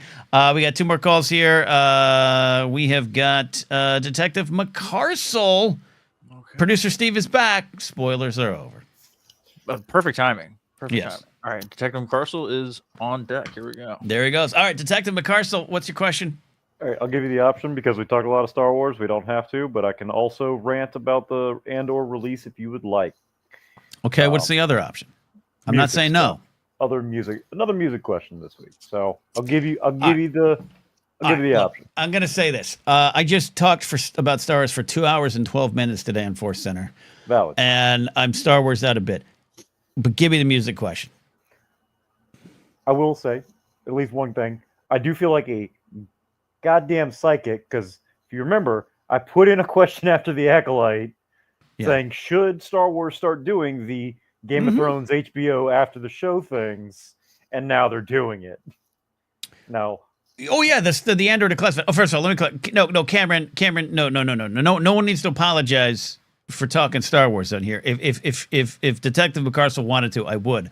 He gave me the option, and I'm honest in my answer. Now, Brady, get off the bus, Brady.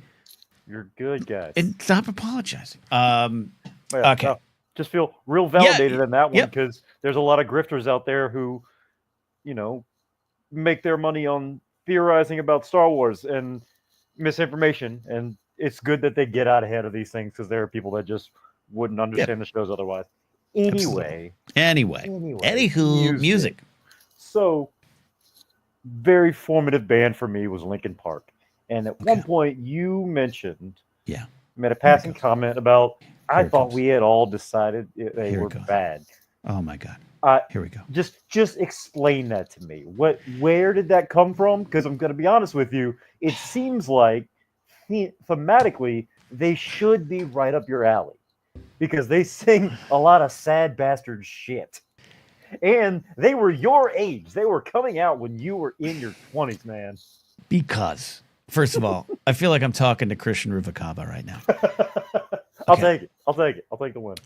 I do not like heavy music. And I put them in a harder, hard rock sound.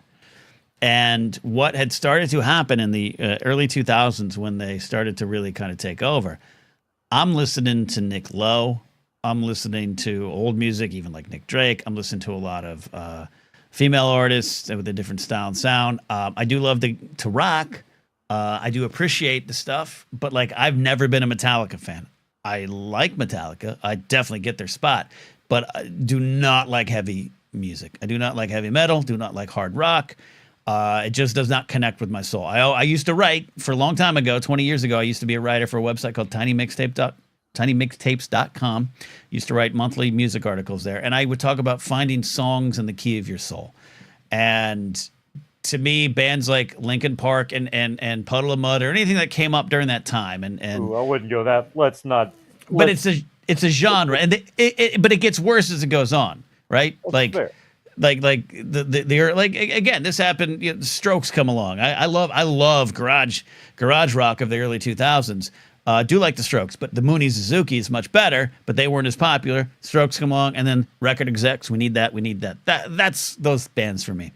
So I just didn't get into Linkin Park, but also there was a vibe and energy, a look, especially in the early 2000s. If you're in my age group and didn't go for that music, where it's not, and I'm going to be careful here because I'm not saying it's you, McCarcel, or anyone who listens to them, including Christian Rufacaba, but I viewed them being this general Linkin Park and their fans with the same kind of scorn I view Cybertrucks and their owners.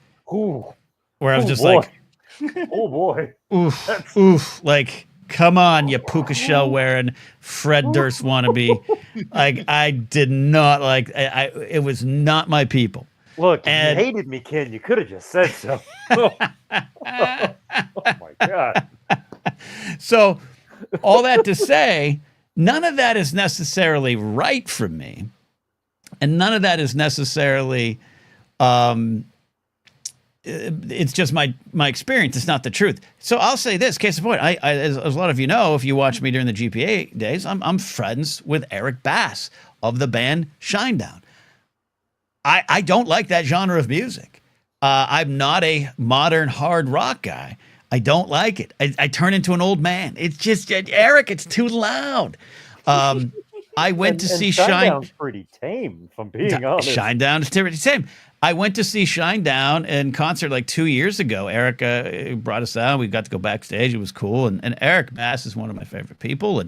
And the drummer Barry's amazing. And I was like, oh, I get this, right? Like, I get it. Now, we saw them in Orange County, and I will say there was a lot of shirts that I don't think were appropriate and probably voted for a certain candidate. But that's a different conversation. Shinedown, I can't speak to Eric, but their fan base is very right-leaning for sure. And they know it. I'll just say that. I'm sure they play into it. So a lot of bands, unfortunately, yeah. But my point of that is, I didn't have to absolutely vibe with the music. By the way, they're talented. Eric Bass is super talented. He just released a solo album. Hit the GPA theme song. He wrote and produced in like 10 minutes. They're talented folks, and love them. But I got it. Once you're there, you get it.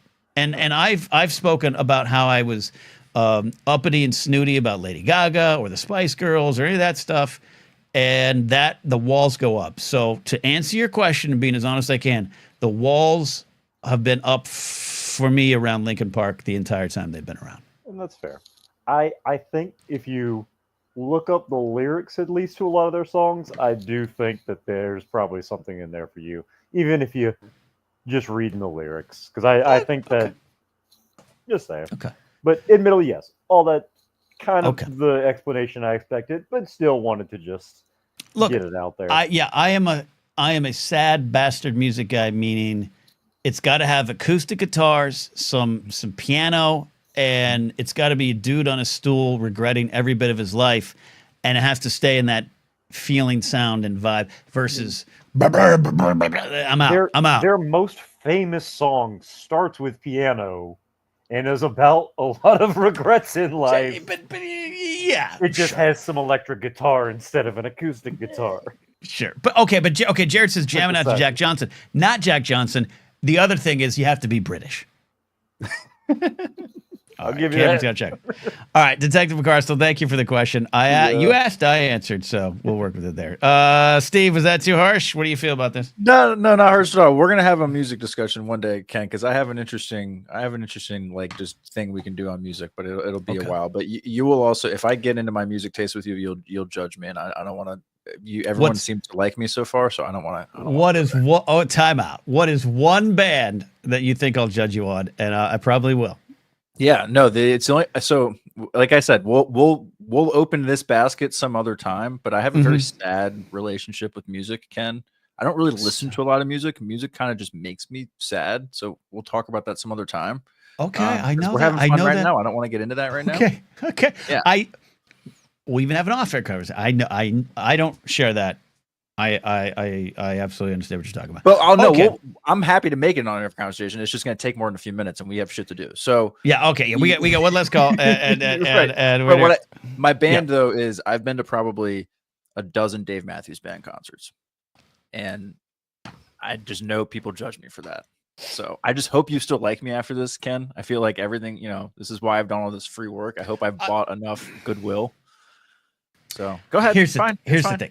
Here's the thing. Go ahead. Have your fun. Here's the thing. Yep. I do not dislike Dave Matthews Band. I think at some point, much like I'm sure Michael McCarthy would say, much like Linkin Park in my mind, Dave Matthews Band became something else to people than even what the band was trying to do. And Crash Into Me is one of my favorite songs of all time in the 90s, making it one of my favorite songs of all time. So I do respect Dave Matthews Band. The problem is, if you're a fan of the band to a certain degree, there's a good chance you wear Birkenstocks with blue jeans, and then we're going to have to talk, Steve. Nope, don't own any Birkenstocks. We're good there. I did have a lot of Sperry's, but no Birkenstocks. You know, I was a big fan of Dave Matthews Band for a while. Josh McCouga. Yeah. Steelers fan. Do you like Rusted Root? No. Okay, just wondering. I said, very narrow music interest because I don't listen. It's why I'm a producer, Steve, and do like sports radio things, right? I don't have a healthy relationship with music. You don't have a heart. You don't have a heart and soul. Adam Knight says, "Don't respect my Birkenstocks." That's 0 to 100. Okay, all right, yeah, sure. Yeah, we would don't like music to no heart and soul. Got it. Good. Yeah, that's what I feel when someone's like, "I don't love music." You have no soul. Where's your soul? All right, Adam. Look, anyone who wants to wear Birkenstocks, wear Birkenstocks. I have no doubt that them and Crocs are comfortable. I really don't. Man, I used to wear, those sandals that have strappies on them, Steve? Yeah. They're like they look like Birkenstocks, but they're sandals you can get at Target. Yeah. I used to wear those with cargo shorts. A lot of when I talk about fashion or don't wear this, don't wear polo shirts, comes from pain, Steve. Yeah. It's because I did it. Yeah, well, pain puts the most. Ranger Donald. Music is overrated. Yeah, that's a take. But yeah, no, I hope I didn't kill too much goodwill that I've built up with the community. But yeah, that's my dirty. Now you all know my dirty secret. It's all dirty secret. All right, speaking of dirty secrets, who's up? Kingsport Cal, the man with all the dirty secrets, taking us home. Cal, what's up? It was a great call. You had a great Star Wars Lord of the Rings call. It's great stuff. Oh, whatever. Ken, I'm a little disappointed. Well, I'm not disappointed. You got to do what you got to do. I'm disappointed that you're going to disappear for a little bit. That's fine. I need, you do what you got to do. Look, I know. Cal, much like the conversation around the recasting of Bail Organa, sometimes you don't know the whole story, and you just got to let it happen. I'll be back next week. You miss most of my shows because you're working. I know. You're going to be back. You're going to be back. But I'll listen to your shows, Ken. I know you do. I know. How else would I know that Sean McCabe is breeding or raising a future stuntman? You know what I mean? Future black belt, future movie star. Anyway, trust me, I don't want to take the shows off because that's money in my podcast feed bucket. I need that $60 a month, but like I need to. We just need to. I'll have a Monday morning show. I think I'm gonna have a Monday morning show. But I'm gonna go out. Here's what I'm gonna do. Here's what you want to know what I'm gonna do, Cal. Saturday, I'm gonna go on out to the Comedy Store. My friend Alden Diaz is in town. We're gonna go to the Comedy Store. I'm gonna give him the tour of the Comedy Store, and then I'm gonna see Rise of Skywalker Sunday night at the Motion Picture Academy Theater to celebrate May the 4th. And there's some other things, and we're gonna be good. And I'm gonna come back refreshed. Ken, I'm just saying what I feel. You do whatever the hell it is you got to do to make things right. And I also want some pictures of you and Alton together because we only see y'all remotely. You know what I'm saying? Through the show. There's some. So I want to see y'all doing stuff. Yeah, there's some you know what I mean? Yes, there's some celebration pictures out there, but I know what you mean. We'll get some at the Comedy Store. Me, him, Nikki Kumar, Mark Ellis's performance. So we're gonna go hang out there. So. And I wanted to point out, Ken, somebody today on Chris's show, somebody sent a super chat and said, how much money would it take for you to get Mark Ellis, Josh McCouga, and Kid Knapsack on the show? And I responded to that dude's super chat saying, I don't think Ken would come on But but anyway, To what show? I'm sorry, I missed the beginning of that. sorry, I'm coughing. On Christian Harloff's show, you know he does a show every day during the week. Yes, Somebody sent, I've heard of yeah, it. I know you know. Somebody sent a super chat says, "How much money, Christian, would it take to get Josh McCouga, Mark Ellis, and Kid Knapsack on the show?" And he said, "Well, Mark Ellis is going to come back, blah blah blah." He didn't say anything about McCouga or you, but I told the guy who sent the super chat, I said, "I don't think Knapsack will come back on this show." But I'll anyway, tell you what, Cal. if he gave you enough money, you would. I have a price. Exactly. That's what I said. That's what I said. I didn't say that, but that's what I figured. But anyway, Ken, I want to tell you some good news about what my local convenience store. Okay. Yep. And I do have a question, of course. My local convenience store, which is like, I mean, I can hop, skip, and jump there, son. There, there's some convenience stores that get the pizza, and then there's some get the chicken. Yeah. Okay. Okay. The chicken. Wait. What do you mean the chicken? Well, the fried chicken. You've got Hunt's Pizza Company. You know what I'm talking about. Tell me, Ken. Yeah, okay. I just want to make it like, they're selling a convenience store. They'll sell some pizza, but also some chicken wings or some drumsticks or something. Yeah. You can get either that. Well, check this out, Ken. Okay, I've already got a convenience store that I can hop, skip, and jump to that sells pizza. Okay. Now I've got another one in 2 weeks. Dude told me today. In 2 weeks, he's got the setup there. In 2 weeks, he's going to have the fried chicken and roasted chicken. Yeah. So my bases are covered, son. I don't have to go anywhere. I can walk there and get some fried chicken. That is a revelation for me, being out here in Tennessee. I love anyway, this, Cal. yeah, it's great. It's going to be great. I might tonight after the show tonight. I always like to go for a little walk because the files have to upload. I might bring my wallet this time, and I might find some fried chicken out there. You may be hungry for some good fried chicken. Ooh. Well, Ken, you gotta put some hot sauce on it, and preferably my preferred hot sauce is Texas Pete. By the way, okay. I will give Louisiana a second. Okay. What about you, Steve? I want to know. What are your? I'm so glad you asked because I wanted to ask you. What's your opinion on Frank's? Frank's I like. Frank's is okay. Well, see, all the hot sauces that I'm talking about are not like hot ones level. Right. We're not Collider trying to find a new medium. Anyway, but no, Kid knows what I'm talking about with that. Hey, Cal. Hey, Cal. I have a price. Yeah, I know.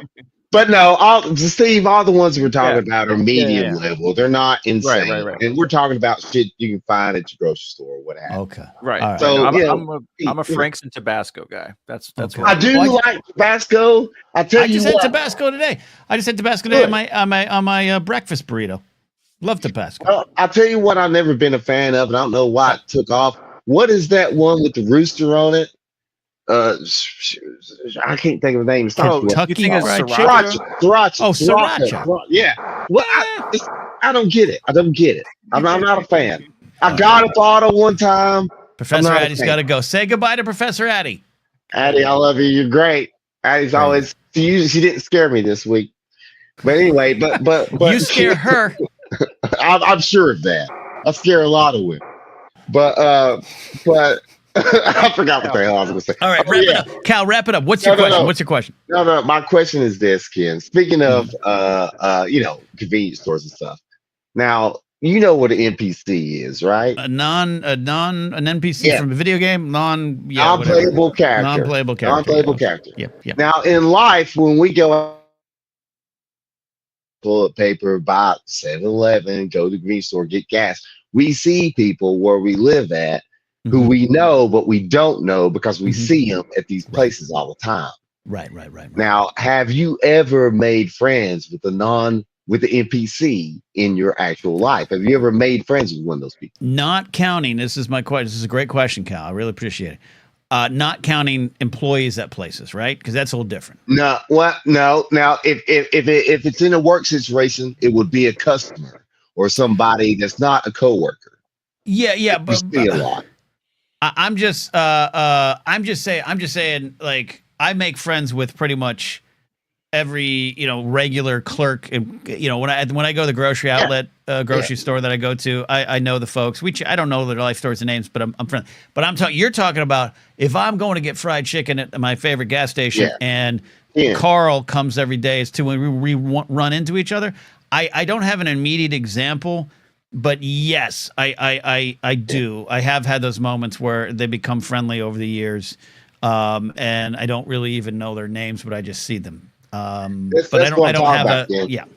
Okay. We're not. Well, wait a minute. We're not talking about the clerk. Wait a minute. I'm not talking about the clerk. I got it. I'm not talking about. I know. Do you know what I'm saying? Do you know what I'm saying? God damn it, Ken. I know. I'm not saying the clerk. I'm saying you touched on, yes, you've got to get to know the clerk. Of course, you're going to go there. I'm talking about everybody else. No, I'm talking about I'm talking about everybody else that's like else. You that goes to that store that happens to be there when you go. Yeah. And you answered the question. I was just clarifying it. Jesus I don't understand why we're fighting. Why are we fighting, Kyle? When do we get married, kid? It feels like it's happening right now. We're not communicating enough here, Kyle. Okay. Okay. Yeah. All right. Well, I do because why, Kyle? Because hold on, it's my show. I try to be affable. I'm affable. So I want to. Yes. If I see you enough, I'll give you the hey, and we'll go from there. Yeah. Well, that's what I mean. And a little second part of that. What does it take? What does it take to make you let that person in that you see all the time? You see them all the time. They know who you are. You see them. They don't know who you are, but they know your face. They know you. What does it take? What do they have to do to get you to be like, all right, I can talk to this person on a regular basis when I see them now at this store? No, it's a great question. A returned affability.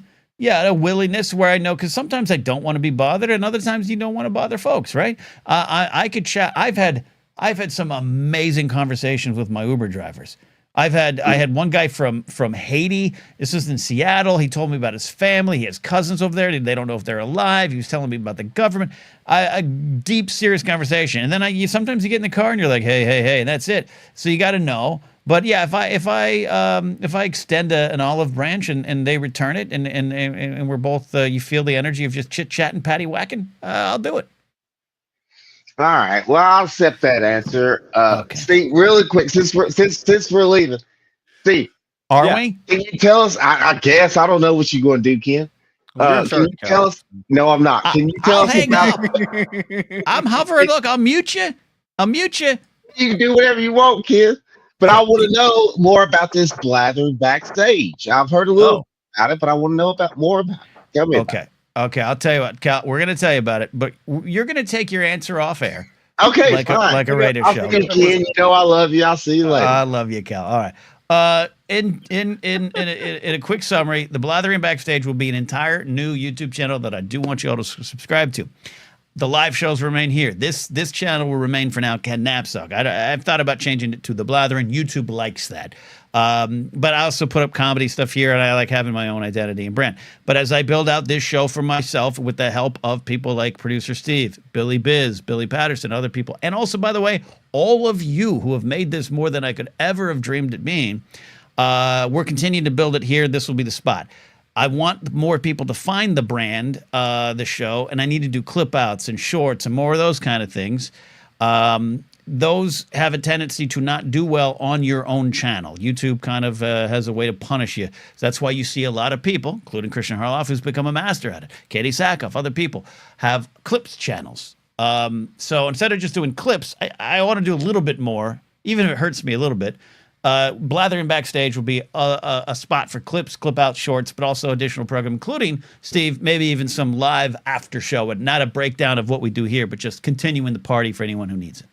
Exactly. Yeah, no. And that's exactly what we're looking at here. So it's get ready to subscribe to that. I'm looking forward to adding, fun little quirks and little bells and whistles from what we do here onto the highlight channel. And yeah, like you mentioned, little behind the scenes live streams. Producer Steve's kind of like cooking up some stuff here in the background. So especially, maybe, if you're in the Discord, maybe this is a little incentive to, get in on the Patreon and support Ken.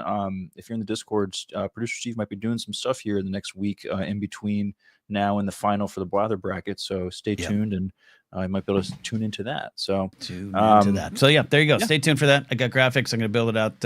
Looking forward to it. Y'all just kind of got to give me a couple days and get through some stuff, and we'll be there. But yeah, so excited for that. This is, you know what it is? Blathering only fans. I'm sorry, look, I'm just reading the chat. Alan Smith, Blathering. I've only said fans. this sincerely. If I knew the price that my feet could get me, I'd do it in a second. Yeah. No problem. I'd do it in a second. I'd sell my feet in a second. I don't know the price. Never for free. All right. We do have to go. I have to get on out there, get some fresh air. Lovely stuff. The Blather bracket is almost done. The cases have been made. Get there, vote. If you're listening later on the podcast side, you can drop over to YouTube and find it in the comments, everything there. Vote. We'll reveal a week from today the winner of the first ever Blather bracket. It's going to be a lot of fun. Okay, that's it. We'll see you later. As we like to say around these parts, bye.